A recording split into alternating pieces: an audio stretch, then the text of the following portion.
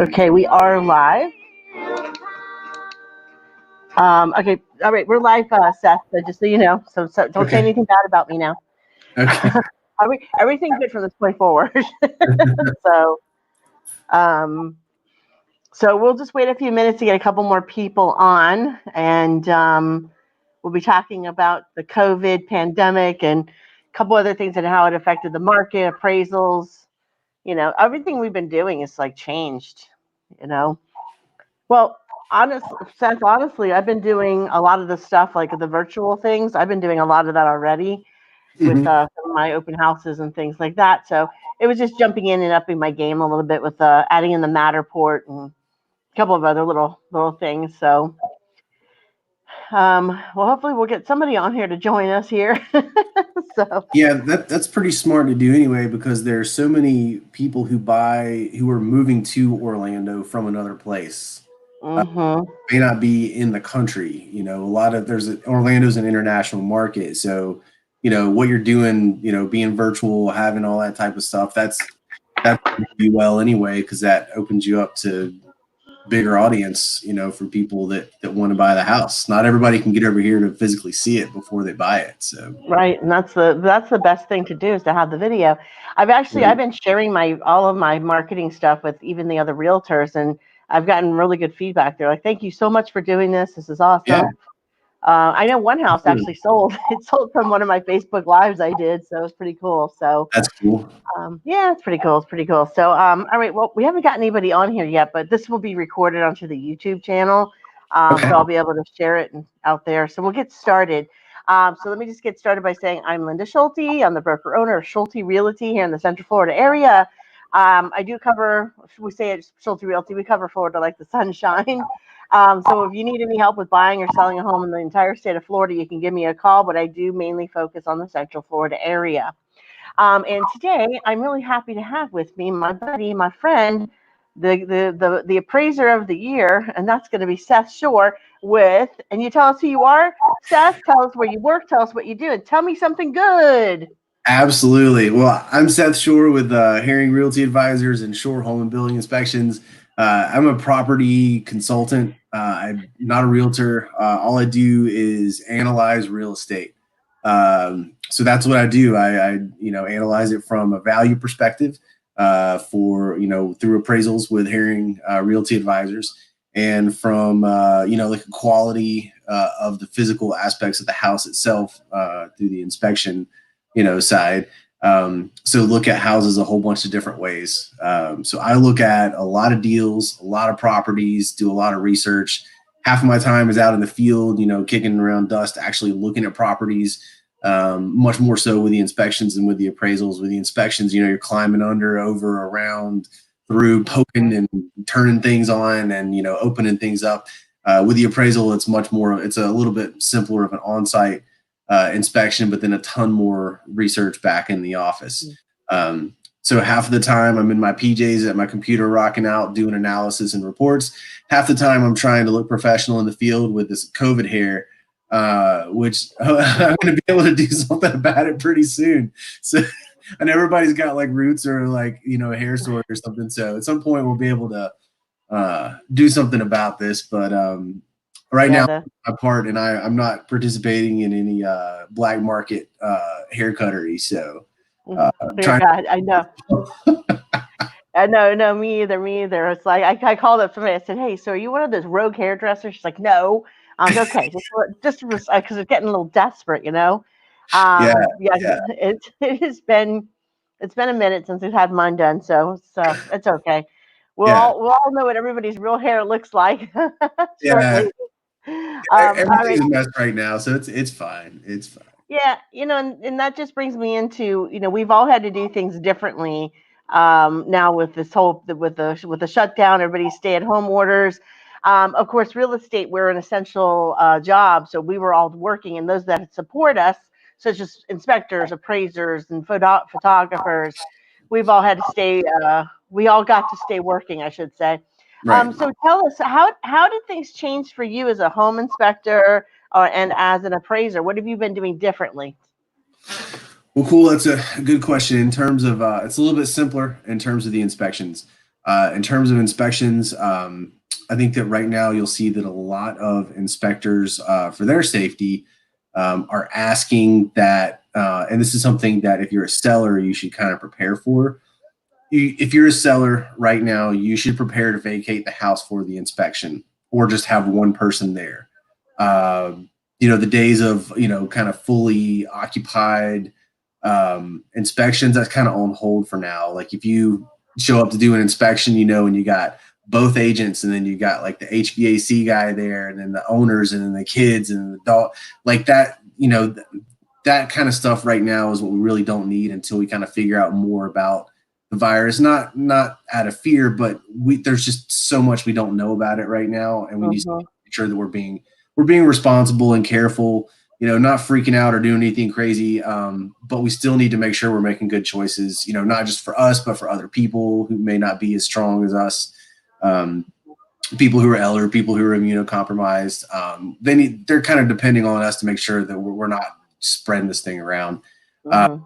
So we just need to make sure that we're being responsible with that. So that's one thing that if I were listing my house for sale, I would, assume that when there is, an inspection for the property, which can take several hours, that kind of need to have a plan for that to make sure that there's, that it's as vacant as possible. I know that's not always possible, but you really want to kind of think about that. If you do have somebody in the house who is immunocompromised, or they do have the virus, or they've been exposed to it, you might want to think about kind of holding off on that transaction for a little bit. But for most people, things are okay. From an appraisal perspective, there are a couple things that have gone into effect now that the feds have put into place that affects how appraisals can be done. There are some waivers and some special rules that are still in effect right now through at some point this month, and it may get extended, where we're able to, on FHA, we're able to do remote inspections with the assistance of the occupant, where they can send us pictures, they can answer a questionnaire. We can't just assume that everything's average and okay. We just have to have a source of information about the property. And then we can do an exterior only so that we're not going into the house, right? So we're mitigating some risk a little bit there. Or it can be desktop, and you can do FHA and you can do traditional lending on that. So you can actually still do some of the same stuff. I don't think that VA may or may not be at that. I'm not a VA appraiser, but I know that VA was kind of trying to follow suit on that as well. You should look into that. So there are some alternatives right now to limit contact and exposure, but still get the appraisal done in a good way, where you get some information about the property. So that's something, if you're selling the property and you're actually living in the property, you want to go ahead and start thinking to yourself, I may have to actually, do a little bit more, be a little bit more involved, than normal. Really, it's not that big of a deal. It's like a questionnaire about the property, send some pictures. If it's on the MLS, that makes it a lot easier, because then you've got, pictures of all, there's up to 50 pictures now. So you got kind of every angle of the house covered. There's maybe like a questionnaire that needs to get filled out to make sure that they're, like last time when when was the air conditioning change, when was the roof change, and all that type of stuff. Right. And then that information can go into a traditional appraisal. And that's really for loans that are going through traditional lenders and are on secondary, going to the secondary market that have to conform. So that, which is most of the loans that people use to purchase houses. So, one of the things talking about appraisals is one of my buyers, they actually, the lender didn't require an appraisal. Nobody went there, and it was because they looked at the buyer, how much they were putting down. They looked at the neighborhood. Right. So they're like, yep, this is a risk we're willing to take. So that's a possibility. And then another one of my listings, the appraiser did go inside. He was totally masked up and everything like that. I didn't go inside. I opened up the door. I stayed outside. So, kind of a thing. So we are doing things differently. And, I understand you guys are doing it by the pictures, but sometimes the pictures that we get on the MLS is not what you see when you get in the house. So would concern me a little bit. Yeah, it's not ideal, and it's one more reason that I personally I don't like virtual staging. I can tell that it's fake. Maybe it's because I look at a million pictures all the time, Yeah. but like if you're good, real staging is phenomenal. Absolutely. Virtual staging sometimes you just got to be careful. You want to look closer, and if it's virtually staged, I would probably want to actually go into the property and take a look at it. Yeah, because sometimes I think you and I were looking at a picture one time. And you're like, "There's no way where the couch is sitting and all this Yeah, leaves." I'm like, "Oh my gosh, I didn't even yeah, notice that that." was the yeah. There's the picture on the MLS that I clued you into where they had made all the furniture very small, so it Yeah, made the room look like it was gigantic, but it yeah. was not. It was hmm a very small It room was. with like a It two was. foot tall. It would have been a 2 foot tall like pool table that was Yeah. the electrical outlets. So there's a couple of things there. We have to make sure that the pictures are credible, and that goes back to the requirement of it's got to be credible information. So if they're good pictures, you can use them, not a problem. But if you have questions about it, then you would need to get a little bit more information. So. Yeah, gotcha. So, yeah, in this picture, sometimes they do these wide ones, and it makes. I saw one recently, and I was looking at it. I'm like, the door looks huge. It was like looked like a 6 foot door instead of a 36-inch door. Just that's why I always my pictures with my photographer. We are realistic pictures, in my Right. opinion. It is what it is. It's nothing. We're not faking any pictures out. And of course, then I do my video, my Matterport, and I do a video as well. I do like 5 different videos for my houses, just to try to get the information out there. So I have lots of Right. tools for you guys to use. One of the things you're doing appraisals. Just wanted to talk about. I get a lot of questions from people, and I tell them my crystal ball is broken because the question I get is, when is the market going to dip? When's it going to tank? When's it going to? When are we going to? I'm like, I first of all, let me just say, if the housing market takes a nosedive, it ain't good for our entire Right. economy. So I wanted to ask you, how is your crystal ball doing? Right. So one of the things that has to be distinguished between this recession and the last recession is Yeah. that the last recession was caused by housing. It was a housing bubble. Housing was one of the main drivers of why everything went bad. The bank, like everybody kind of on the banking side was just pumping up values. Everything was just going crazy, Mm-hmm. unsustainable. It was not an honest environment for how things were being done on the lending side. It all came crashing down. This time, housing has nothing to do with what's going on with the recession. So housing is much more likely to be a victim than to be the cause of any type of recession. But so Mm-hmm. far, what we're seeing is that when you look at how COVID is affecting the United States, it is a very, very regional effect in terms of how things are being affected. Okay. So you look at virus stats and you look at housing stats and you look at all that type of stuff. Every state and every part of every state is a little bit different. There's no one size fits all to how everything's being affected, and it's kind of fluid and changing all the time.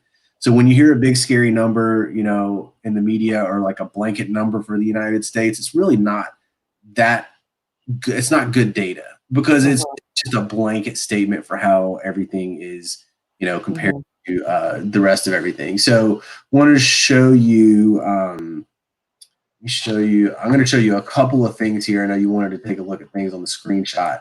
A couple of different things to think about when we're thinking about, what's actually going on and, the virus. You want me to share my screen now? Yeah.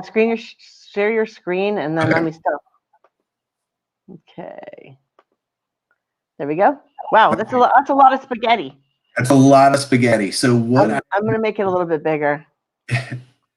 Okay. Okay, so a lot of people, Florida's kind of a punching bag for the media sometimes, and they like to say all this stuff about Florida. But what I wanted to point out, this is kind of one of the maps that I've been tracking in terms of, in terms of the virus and in terms of, how it's being affected. And while the total numbers for Florida, we are in the top 10 or so of number of cases in the United States. We're one of the biggest states in terms of population in the U.S. So when you take a look at it and you normalize by population, what you end up seeing is that Florida's pretty average or typical. Mm-hmm. And so could we do better? Yeah, but we're not blowing up like some of these other places. And we've kind of leveled off in terms of the number of daily cases and starting to decrease here, kind of in some ways have flattened the curve a bit. Look at it linearly and look at us compared to some of the other states. Right. No, Yeah. it looks good. Yeah, so that's one thing to keep in mind. I'm not trying to minimize it by any means, but it's important to look at things in context, because you're not going to always get that. The media is not very good at explaining numbers and explaining, what they all mean, because you can throw big numbers around all day, but it's really what they mean.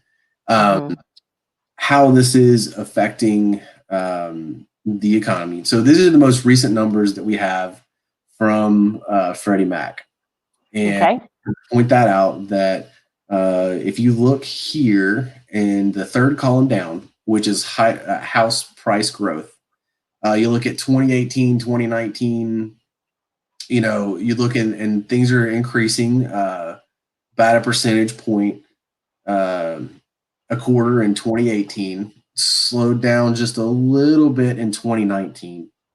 And I kept trying to tell, people around here, hey, things are already kind of, it's still getting better, but things are slowing down. Just the rate of increase isn't quite as big in some places. And then we look at 2020, the last time they did a prediction, which was in April, which was kind of this whole ordeal, was published in the middle of April.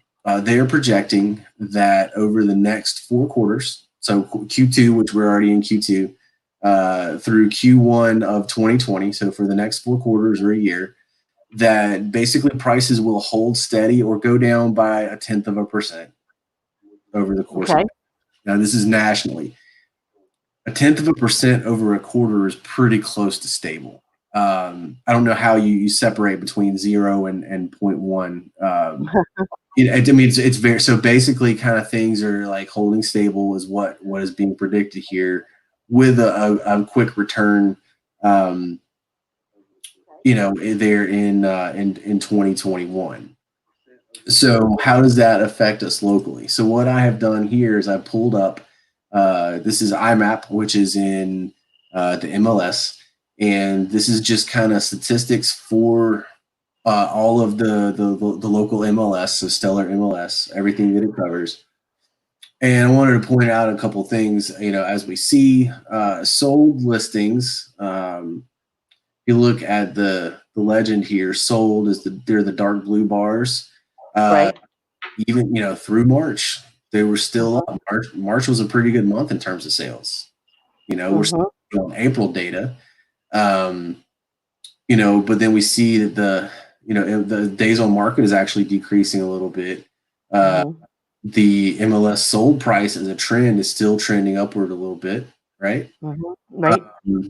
So as of March, the effects of that had not been shown. April, May changed that.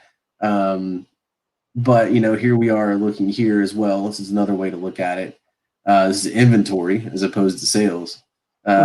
Absorption was still increasing through March, which means that that's the rate, how quickly houses that get put on the market get eaten back up, right? So how quickly are your listings getting sold? Inventory was still decreasing. Active count, coming down a little bit. So, we have not seen any abnormal changes at that point. In April, what I would expect to see is that number of sales and number of listings has kind of slowed down.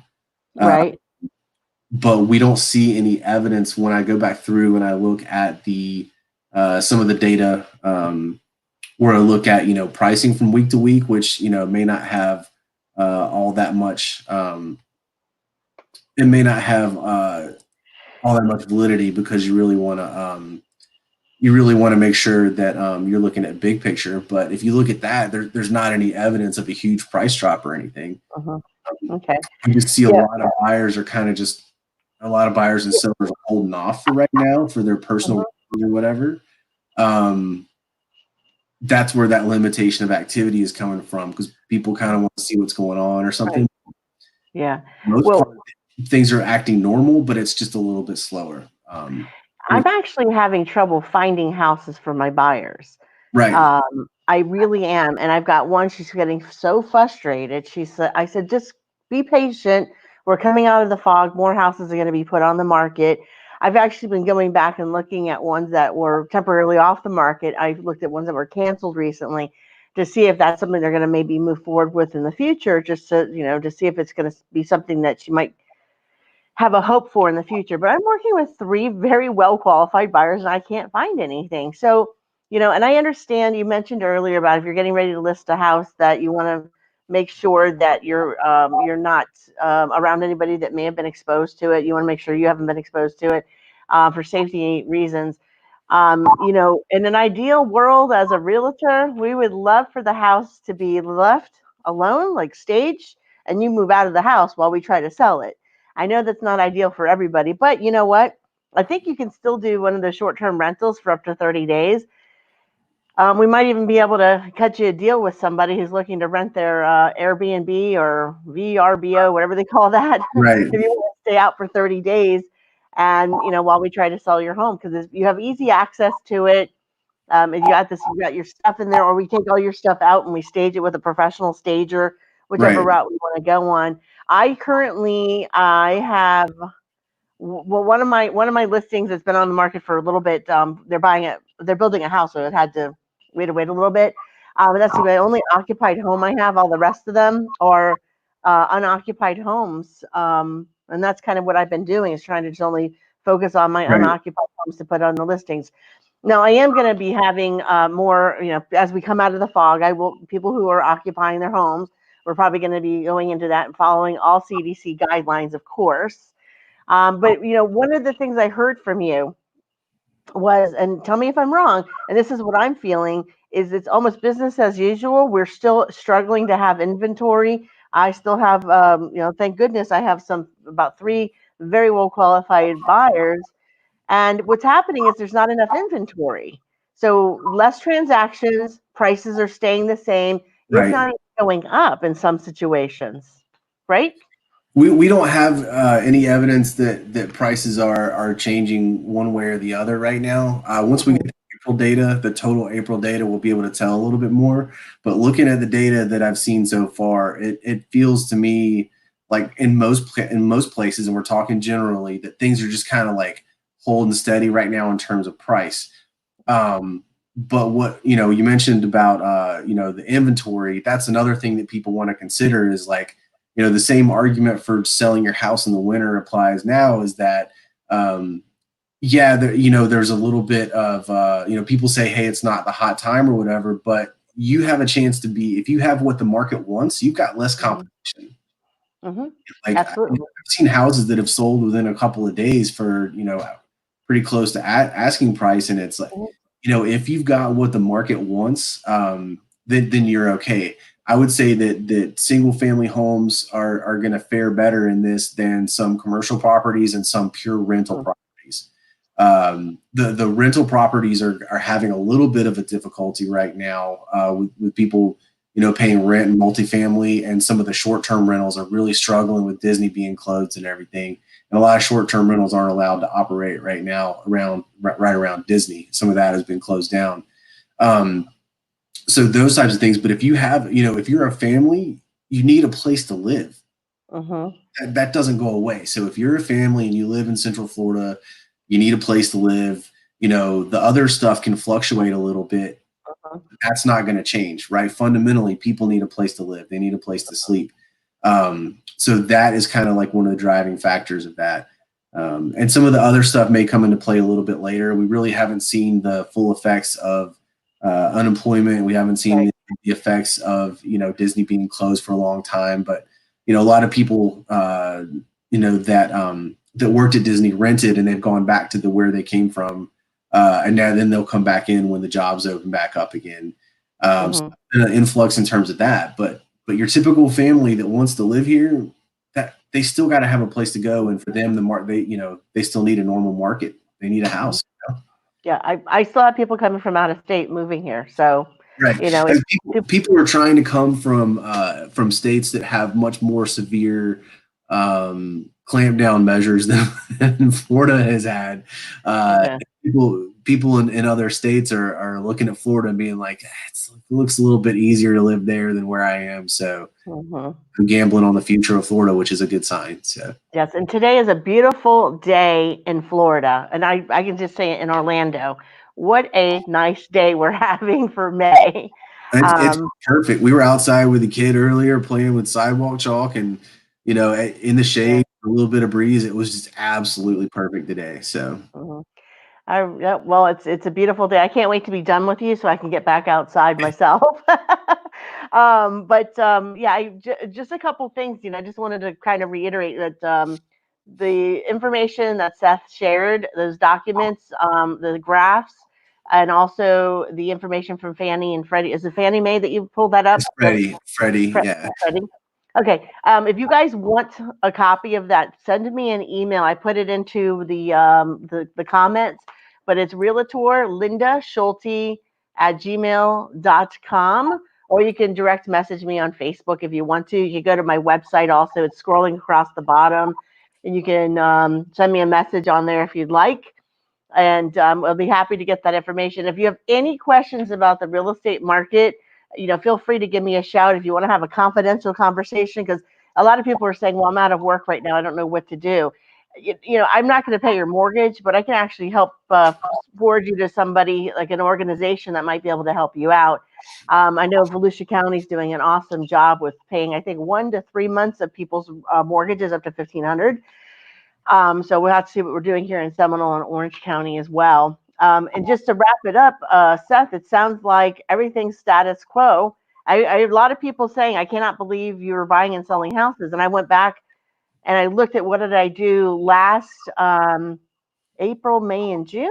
Yeah, I think it was April, May, and June. Last year in those 3 months, I sold 10 houses. If everything keeps on going in the direction they're going, I will have sold 7 houses by the end of May. And potentially I'll have another 3. So I'll be exactly where I was last year. Now, had this not happened, would I have had more? I don't know. My lender today, I was talking to her. She's like, get some contracts in. We've got the interest rates are super low today. And I'm Mm-hmm. like, how low are they? And I can't quote because everybody's going to be different, but I will tell you, but she was talking about a particular person today. She goes, I can get him in at 3.1 today. I don't know if that's buying down points. I don't know what the whole deal is, but I'm like, are you kidding me? So it's it's an opportune time to capitalize on the interest rates. Right. If you're thinking the market's going to take a dip, we don't want to wish for that. And we're not seeing any signs of it. And just I don't want people to be panicking like, oh, we're going to have a pandemic, it's going to be pandemonium or whatever with the housing market. It's not. So as Seth was saying before about the statistics, he was bringing up statistics that are real. And again, you mentioned something about you could work the numbers any way you want to. So just be careful of where you're getting your information from. If it's coming from the internet, even if it's coming from the news, those are things you want to make sure you're getting it from the people that live it, breathe it, and do it every single day. That would be a Seth. That would be a Linda, a well qualified or realtor that you reach out to. But Seth, do you have any other comments to make about the market, inspections, appraisals? Yeah, I would say that, just, right now, just have a little bit of patience and go into the process knowing that things are not the way they normally are. And if you go in with that mindset that things aren't going to be, the way that you might expect them, you may have to have a couple of hoops to jump through. There may be some extra layers of requests that people have. If you just go in with that mindset, just understand that things are not like nothing is normal right now, and nothing is working the way it's exact that it has in the past. And as long as you go in, just kind of going with the flow and understanding that things are different. There's different protocols, different Right. different inspections, different ways to go about things. Then you should be okay with the process. You just got to be a little bit more flexible in terms of how you approach things, and then you'll probably be okay. And in terms of the market as a whole, like I say, right now it's kind of in a holding pattern in Central Florida. Some areas of the country prices have gone down. I don't think anywhere is on fire right now. I But heard Vegas is really low. yeah, being on in a holding pattern is actually a good result, all things considered. Yeah. To how things are going other places. So the Central Florida is just kind of like a wait and see attitude, and then we'll see how things get going again. From a residential standpoint, there's a lot of refis. I just got 2 orders for purchase appraisals today. So there's still stuff happening in the area. I think that like during, everybody looks good when things are going well, right? When the market's on fire, you can be, everybody's a great realtor and everybody's a good mortgage person and everybody's a good appraiser because you just can't mess it up because everything's just going up, and it makes it easy. But right now, when things are a little bit wonky and things are not normal, is much more of a time to really pay attention to the quality of the people that you're using. Don't use a fly-by-night realtor or mortgage person because they tell you what you want to hear. If they're telling you that everything's rosy and everything's perfect, because they're not telling you the truth. Okay, but you want somebody to be realistic. You want somebody to talk you through the process. You want somebody to be really honest and kind of have the best information that they can right now. So the person that you're working with, when things are abnormal, it really matters. So make sure you're doing your homework and working with people that are working, for the right reasons and in the best interest. Right, and that's a good point. And and I don't, I know that this is a really, I want to just say I feel very blessed and fortunate and grateful that I've had the activity, that I have been so busy. I was like, oh, I'm going to get all these projects done at my house. I didn't have time to do anything. My house is actually trashed right now because I've been running like a chicken with my head cut off, trying to make sure I get everything done. And, so I'm just really, fortunate that I have stayed so busy. I know there's a lot of people that are not doing much work, whether it's by choice or whatever. And it's probably going to be some weeding out or thinning out of our herd, if you will. But it's always, make sure, when you go to decide to hire a real estate professional, when I got started, I was brand new. People came to me because they knew me. I was brand new, but they trusted me, and I get that. But a lot of people are like, well, my niece's brother's sister just got their real estate license, so I kind of want to help them out. That's fine, but just make sure that they've got a really good broker working with them, and they're mentored by somebody. That is the most important thing. And if you guys have any questions about, any, real estate in general, if you're looking for an appraiser, a home inspector, a plumber, a roofer, pool person, somebody needs to put a pool in, give me a call. I've got people. I got my peoples. So I am here to always take care of my people out there, my sphere. And we try to keep this to about 30 minutes, so we're like 33 into it. So, Seth, I really want to say thank you again. And before we go, can you tell everybody your name, who do you work for, kind of what you do again?